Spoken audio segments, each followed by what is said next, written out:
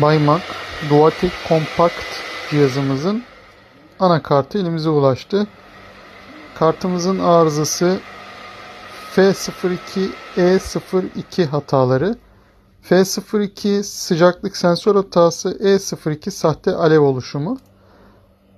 Arızanın tespitini yaptıktan sonra kartımızın onarımını gerçekleştirdik.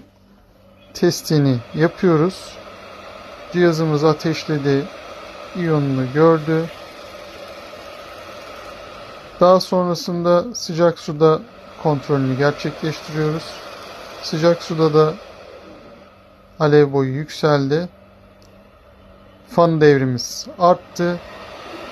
Kartımız sağlıklı bir şekilde çalışıyor. Bu tarz arızalarınız için bize iletişim numaralarımızdan ulaşabilirsiniz. Çözüm için elektrokartisyen.